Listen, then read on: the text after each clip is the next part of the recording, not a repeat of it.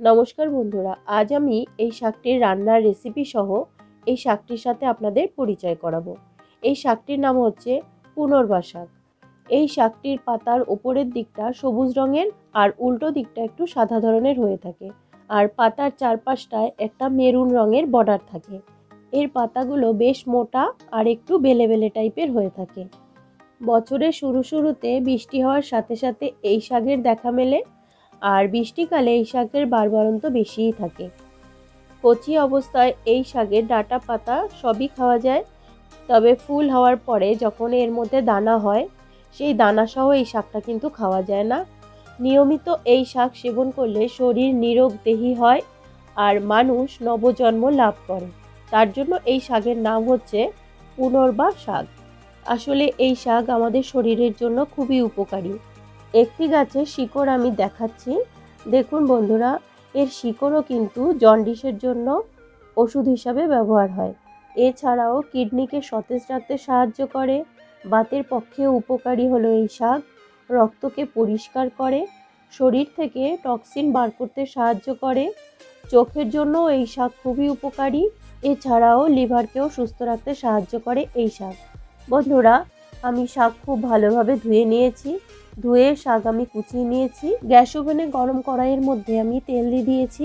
তেলের মধ্যে আমি কালো জিরে আর শুকনো লঙ্কা ফোড়ন দেবো। এরপর দিয়ে দেবো আমি টমেটো কুচি। এই শাকের মধ্যে একটা হালকা তিতকুটে ভাব থাকে, যেটা অনেক সময় বোঝা যায়, আবার অনেক সময় বোঝা যায় না। তার জন্য এখানে আমি টমেটো ব্যবহার করলাম।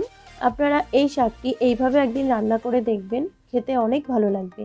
এরপর এর মধ্যে আমি দিয়ে দিয়েছি কাঁচা লঙ্কা, তারপর দিয়ে দিয়েছি আমি স্বাদ মতো লবণ, তারপর দিয়ে দিয়েছি একটু হলুদ।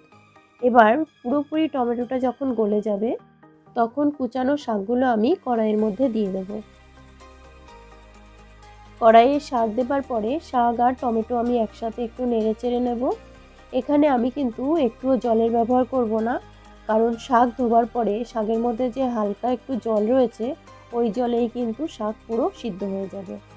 এবার এটি আমি ঢাকা দিয়ে রেখে দেব 5 মিনিটের জন্য।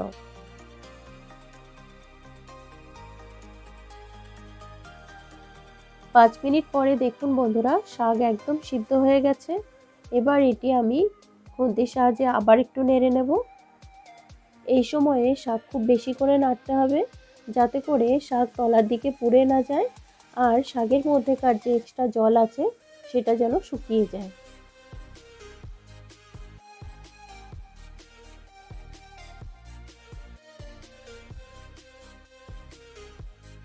আরও 5-6 মিনিট ভাজার পরে শাকের মধ্যেকার যে এক্সট্রা জল ছিল, জল একদম শুকিয়ে গেছে। এবার এটি আমি নামিয়ে নিচ্ছি। এটি এখন পরিবেশনের জন্য একদম তৈরি হয়ে গেছে। এই শাক আপনারা রুটি দিয়েও খেতে পারবেন, ভাত দিয়েও খেতে পারবেন।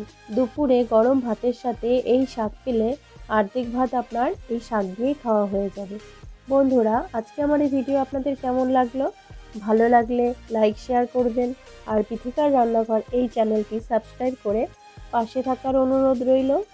এই শাকটি আপনাদের এলাকায় কী নামে পরিচিত, অথবা এই শাকটি আপনি আগে কখনো খেয়েছেন কিনা, তা কমেন্ট করে আমাকে জানাতে পারেন।